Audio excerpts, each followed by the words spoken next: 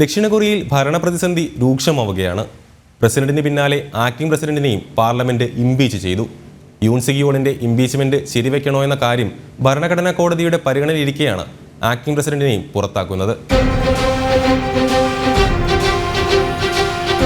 പട്ടാള നിയമം അടിച്ചേൽപ്പിക്കാൻ ശ്രമിച്ച് പരാജയപ്പെട്ട പ്രസിഡന്റ് യൂൺ സിഗിയോളിനെ ഇംപീച്ച് ചെയ്തതോടെയാണ് ദക്ഷിണ കൊറിയയിൽ ഭരണപ്രതിസന്ധി ഉടലെടുക്കുന്നത്.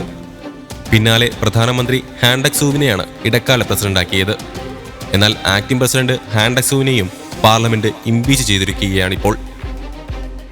യോളിന്റെ ഇംപീച്ച്മെന്റ് ശരിവെക്കണോ എന്ന കാര്യം ഭരണഘടനാ കോടതിയുടെ പരിഗണനയിലിരിക്കെയാണ് ആക്ടിംഗ് പ്രസിഡന്റിനെയും പുറത്താക്കുന്നത്.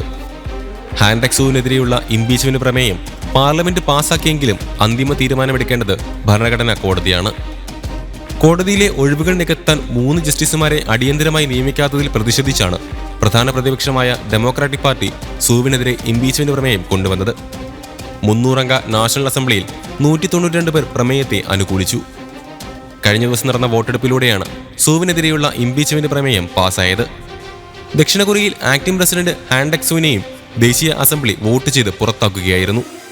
ഭരണകക്ഷി അംഗങ്ങൾ ഇറങ്ങിപ്പോയതോടെയാണ് പ്രമേയം പാസ്സായത്. ഭരണഘടനാ കോടതി അന്തിമ തീർപ്പ് പ്രഖ്യാപിക്കുന്നതുവരെ പ്രസിഡന്റിന്റെ അധികാരവും ചുമതലയും നീക്കം ചെയ്യും. സൂവിനെ ഇംപീച്ച് ചെയ്തതിന് പിന്നാലെ ദക്ഷിണ കൊറിയൻ നിയമപ്രകാരം ധനമന്ത്രി ചെയ് സോങ് മോക് ആക്ടിംഗ് പ്രസിഡന്റ് സ്ഥാനം ഏറ്റെടുത്തു. ഡിസംബർ 3 രാത്രിയാണ് പ്രസിഡന്റ് യൂൺ സിഗിയോൾ രാജ്യത്ത് അടിയന്തര പട്ടാള നിയമം പ്രഖ്യാപിച്ചത്. ദേശവിരുദ്ധ ശക്തികളിൽ നിന്നും രാജ്യത്തെ സംരക്ഷിക്കണമെന്ന് വ്യക്തമാക്കിയായിരുന്നു തീരുമാനം. എന്നാൽ രാജ്യത്തെമ്പാടും കടുത്ത പ്രതിഷേധമുയർന്നതോടെ പ്രഖ്യാപിച്ച് 6 മണിക്കൂറിനുള്ളിൽ നിയമം പിൻവലിച്ച് ഉത്തരവിറക്കുകയായിരുന്നു.